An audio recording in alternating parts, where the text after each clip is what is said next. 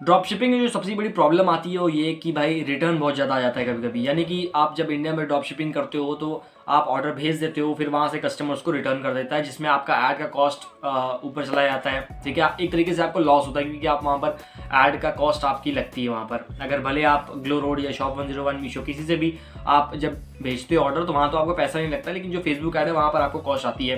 तो इस वीडियो में हम डिस्कस करेंगे कि कैसे आप अपना रिटर्न को कम कर सकते हो और कैसे आप सेल इंक्रीज कर सकते हो इसी दौरान। ठीक है, तो उसके बारे में हम इसमें बात करेंगे। वीडियो को एंड तक देखना और चैनल को सब्सक्राइब कर लो।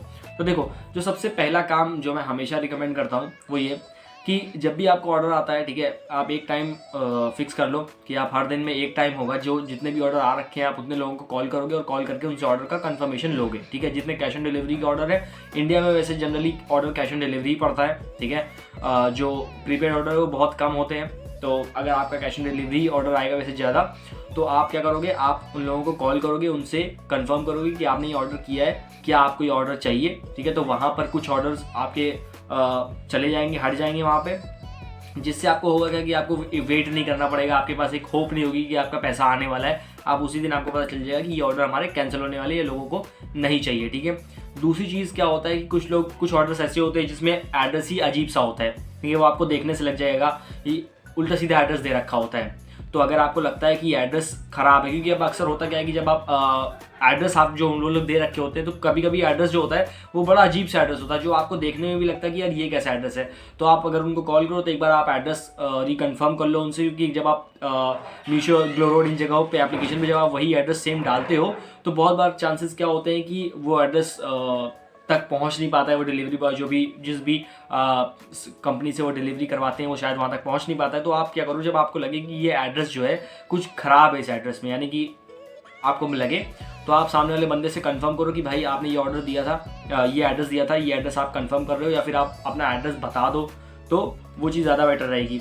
और कभी कभी तो लोग फ़ोन नंबर ही नहीं ढंग से डालते हैं, तो आप वो चीज़ कर सकते हो। ठीक है, दूसरी चीज़, अगर मान लो कि आपका कोई प्रोडक्ट है जिसका आपको रिटर्न बहुत ज़्यादा आ रहा है, ठीक है, यानी कि उसका जो रिटर्न परसेंटेज है वो 50 to 60% है, उससे ज़्यादा है, तो हो सकता है कि उस प्रोडक्ट में कुछ खराबी हो। ठीक है, तो आप क्या कर सकते हो, अगर आप अपने सप्लायर से बात करो उस प्रोडक्ट को लेकर के, या अगर आप उसकी क्वांटिटी चेक करना चाहो तो उसको कर सकते हो। नहीं तो आपका जो उस पर्टिकुलर प्रोडक्ट का जो आप ऐड चला रहे हो उसको रोक दो। अगर आपका रिटर्न 50-60% से बहुत ज़्यादा ऊपर जा रहा है या इतना भी आ रहा है तो आपको वो प्रोडक्ट को फिर रोक देना चाहिए, क्योंकि हो सकता है अगर आपको रिटर्न बहुत ज़्यादा आ रहा है किसी प्रोडक्ट का तो हो सकता है कि वो प्रोडक्ट उस क्वालिटी का ना हो। ठीक है, यानी कि उस प्रोडक्ट की क्वालिटी अच्छी ना हो, इसलिए रिटर्न आ रहा है, या फिर आपने प्राइस काफ़ी ज़्यादा रखा है अपने प्रोडक्ट का, जो आपका प्रोडक्ट प्राइस है वो ज़्यादा है। मतलब कि अगर आप एक टी शर्ट को 999 की बेच रहे हो तो जो बंदा 999 की टी शर्ट ऑर्डर करेगा उसको वो टी शर्ट की क्वालिटी चाहिए 999 वाली। अगर वो क्वालिटी उसको नहीं मिल रही है तो भी वो टी शर्ट आपको वापस कर देगा। ठीक है,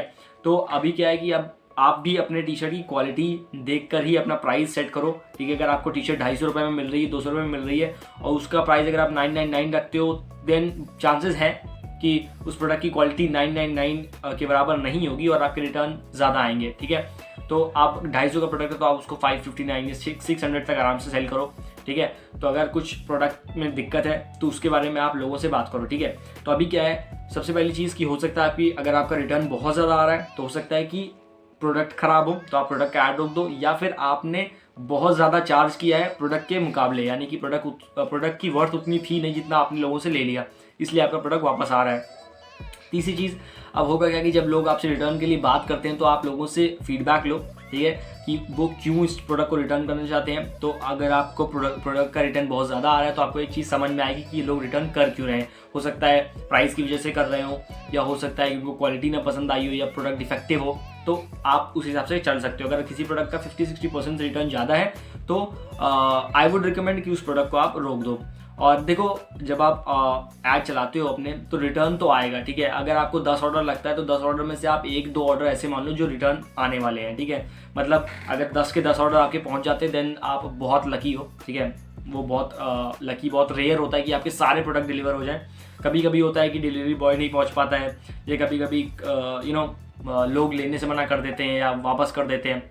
तो अगर आपके 10 में से 2 या 1 प्रोडक्ट नहीं जा रहा है, रिटर्न आ जा रहा है, तो कोई बात नहीं, ये नॉर्मल है, ठीक है। यानी कि आप 10 से 20% रिटर्न जो है 10 प्रोडक्ट में 1 या 2 प्रोडक्ट रिटर्न आप ले सकते हो, 1 प्रोडक्ट 2 प्रोडक्ट रिटर्न आप, इतना नॉर्मल होता है। लेकिन अगर आपको 10 में से 6 प्रोडक्ट 7 प्रोडक्ट ऐसे रिटर्न आ रहा है तो फिर आपका ऐड कॉस्ट बहुत ज़्यादा आपको हर्ट करने वाला है। तो आप क्या करो, आप लोगों से फीडबैक लो और उसके बाद आप प्रोडक्ट की क्वालिटी चेक करो या फिर अपना प्राइस चेक करो कि क्या आप वहाँ पर गलती कर रहे हो, तो इस तरह से आपका रिटर्न कम होगा। अब तीसरी चीज़ जो है कि भाई क्वालिटी अगर आपके प्रोडक्ट की अच्छी है, जो आपने वहाँ पर इमेज डाल रखी है, आपने प्रोडक्ट पेज जो आपकी इमेज है वो सेम इमेज होनी चाहिए जो आपकी प्रोडक्ट जब उस बंदे के पास पहुँचे तो उसको वही प्रोडक्ट मिले जो उस इमेज में था, ठीक है। अगर वहाँ से कुछ डिफरेंस होता है तो भी आपका प्रोडक्ट रिटर्न में आएगा, प्लस आपके प्राइस के हिसाब से आपकी जो प्रोडक्ट की क्वालिटी है वो होनी चाहिए, तब आपका प्रोडक्ट रिटर्न में नहीं आएगा। अगर आपकी क्वालिटी ख़राब है तो प्रोडक्ट ऑब्वियसली रिटर्न में आ रहा है, अगर वो वर्थ प्राइस का नहीं है, मतलब क्वालिटी अच्छी है, मान लो क्वालिटी अच्छी है लेकिन जो प्राइस आपने सेट किया है उस प्राइस के हिसाब का नहीं है, तो प्रोडक्ट आपका वापस आ सकता है, ठीक है। अब बात करते हैं कि भाई अपनी सेल को इंक्रीज कैसे करना है। अब सेल आपकी बढ़ेगी कैसे, जब आपके हर दिन के बाद, आज का ऐड आपने चला लिया, आज का ऐड चलाने के बाद आप चेक करो कि अबैंडन्ड कार्ड कितने हैं आज के दिन के, ठीक है। उनको आप ईमेल भेजो, वैसे ईमेल जनरली लोग इंडिया में चेक नहीं करेंगे, ठीक है। आप क्या करोगे, आप उनको कॉल करोगे, आप एक टाइम सेट कर लो जिस टाइम पे आप कंफर्म कर रहे हो ऑर्डर को, उसी टाइम पे आप अबैंडन्ड कार्ट वाले लोगों को फ़ोन करो और उनसे पूछो कि सर आपने ये ऑर्डर को, इस प्रोडक्ट को आपने कार्ट में ऐड किया था मगर आपने इसको ख़रीदा नहीं, ठीक है। तो वो आपको बताएंगे, हो सकता है वहाँ से आपको कुछ सेल मिल जाए। अगर आपको 1 या 2 सेल वहाँ से मिल जाती है तो जो आपका रिटर्निंग प्रोडक्ट था वहाँ से थोड़ा सा आप मैनेज कर सकते हो उस चीज़ को। अगर आपका कुछ रिटर्न आ रहा है तो अगर अबैंडेंट से आपका 1 सेल आपको आ जाती है, 1 सेल मिल जाती है अबैंडेंट कार्ड से, तो वो चीज़ मैनेज हो जाएगी। तो आपको करना क्या है, अबैंडेंट कार्ड में जो लोग हैं उनको आप कॉल करो, उनको कॉल करके बताओ ये चीज़ें हैं। एक चीज़ मैं यहाँ पर आपको बताऊँ, अगर अबैंडेंट कार्ड आपका आता है, ठीक है, अबैंडन कार्ड आता है, आप ईमेल में क्या करो, जब आप ईमेल भेजते हो तो ईमेल में आप कुछ उनको डिस्काउंट दे सकते हो, थोड़ा बहुत डिस्काउंट, तो ज़्यादा डिस्काउंट देने की जरूरत नहीं, थोड़ा सा डिस्काउंट दो, वरना लगेगा कि हम अपने प्रोडक्ट को बस निकालना ही चाहते हैं। थोड़ा सा डिस्काउंट दो ताकि मतलब लालच दो लोगों को कि वो आपके पास आए। आप ईमेल जो भेजते हो उसकी सब्जेक्ट लाइन काफ़ी कैची रखो, जो शॉपिफाई की जो प्री मेड जो डिज़ाइन सब्जेक्ट लाइन है उसको मत रखो, थोड़ा सा आप अपने हिसाब से चेंज करो सब्जेक्ट लाइन को। प्लस आप उनको कॉल करोगे, ईमेल तो आप भेजोगे ही, प्लस उनको कॉल भी करोगे। आप कॉल पे उनको कहोगे सर हमने आपको ईमेल किया हुआ है आपका प्रोडक्ट, क्योंकि फिर देखो अगर आप उस बंदे को कहते हो उस बंदे को चाहिए होगा तो फिर वो आपकी वेबसाइट पर आएगा, फिर उसको प्रोडक्ट खोजना पड़ेगा, और अगर उसको प्रोडक्ट नहीं मिलता है तो आपकी सेल नहीं आएगी। तो आपको कहना क्या है, भाई आपने ये कार्ट में ऐड किया था लेकिन आपने उसको खरीदा नहीं, तो वो बंदा अगर कहता है कि ठीक है मैं उस वक्त किसी काम में बिजी था इसलिए मैं आउट ऑफ कार्ट में मैंने ऐड करके छोड़ दिया, मैं उसे खरीदना चाहता हूँ, तो आप उसको कहोगे सर मैंने आपको मेल कर दिया है, आपके मेल पे आया होगा जो आपने मेल दिया था, उस मेल से आप अपने प्रोडक्ट को बाय कर सकते हो, ठीक है। अगर उसको नहीं मिलता है तो आप उसको लिंक भी भेज सकते हो।